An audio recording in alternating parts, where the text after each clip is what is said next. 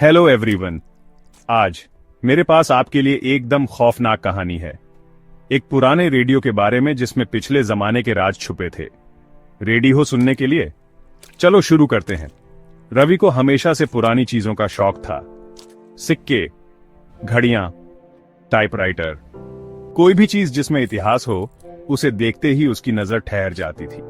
एक दिन शहर के एक पुराने बाजार में घूमते हुए उसे एक पुराना रेडियो दिखा। लकड़ी का बना हुआ, पीतल के नॉब्स और जालीदार स्पीकर, मानो किसी भूले हुए जमाने का खजाना। इसका क्या भाव है? रवि ने दुकानदार से पूछा। दुकानदार थोड़ा रुका, फिर धीरे से बोला, लेना है तो लो, पर यह रेडियो थोड़ा अजीब है। मतलब? रवि ने मुस्कुराते हुए पूछा। जो भी ले गया 2-3 दिन में वापस कर गया, दुकानदार ने कहा। रवि हंस पड़ा। अरे बाबा, ये सब कहानियां हैं, दाम बताओ। दुकानदार ने सर हिलाया और सस्ते में ही रेडियो रवि को दे दिया। घर आकर रवि ने रेडियो को अच्छे से साफ किया। पुराना था, शायद 1960 का। उसने उसे चलाने की कोशिश की, पर कुछ नहीं हुआ। निराश होकर उसने उसे अपने कमरे में सजाने के लिए रख दिया। आधी रात को रवि किताब पढ़ रहा था, तभी उसे अपने कमरे में एक धीमी सी आवाज सुनाई दी। वो हैरान होकर इधर उधर देखने लगा। आवाज दूर से आ रही थी, जैसे कोई पुराना गाना बज रहा हो। तभी उसकी नजर रेडियो पर पड़ी। वो खुद चल गया था। रेडियो पर एक पुराना हिंदी गाना बज रहा था। अजीब दास्तां है ये। कांपते हाथों से रवि ने चैनल बदलने की कोशिश की, पर कुछ नहीं हुआ। उसने उसे बंद कर दिया, पर जैसे ही वो बिस्तर पर वापस गया, रेडियो फिर से चल पड़ा, इस बार और तेज आवाज में। अगली सुबह रवि परेशान था। उसने सोचा कोई टेक्निकल प्रॉब्लम होगी। उसने रेडियो फिर से खोला, पर अंदर सब ठीक लग रहा था। उस रात जैसे ही 12 बजे रेडियो फिर से चालू हो गया, लेकिन इस बार गाने के साथ उसे एक औरत की हंसी सुनाई दी, धीमी पर साफ।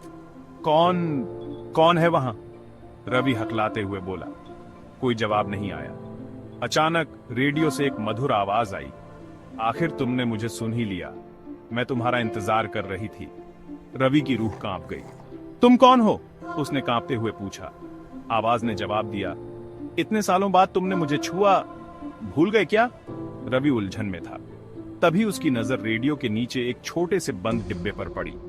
जिज्ञासा से उसने उसे खोला और अंदर एक पुरानी तस्वीर देखी। साड़ी में एक खूबसूरत युवती, चेहरे पर एक प्यारी सी मुस्कान। पीछे लिखा था, सुषमा 1966।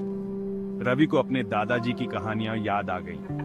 उनके पहले प्यार का नाम सुषमा था, एक गायिका, जिनकी शादी से पहले ही मौत हो गई थी।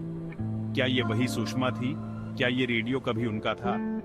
डर और उत्सुकता से रवि ने रेडियो से पूछा, क्या तुम सुषमा हो? एक पल के लिए सन्नाटा छा गया। फिर कमरे में एक धीमी हंसी गूंजी। उसके बाद एक हल्की सी चरमराहट की आवाज आई और रेडियो हमेशा के लिए बंद हो गया। रवि ने उसे फिर कभी चलाने की कोशिश नहीं की, लेकिन जब भी 12 बजते उसे लगता जैसे कहीं दूर कोई पुराना गाना बज रहा हो। अजीब दास्तां है ये। और आज के लिए बस इतना ही दोस्तों।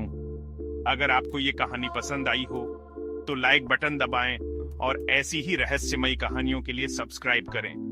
अगली बार तक अपने कान खुले रखिए पिछले जमाने की फुसफुसाहटों के लिए।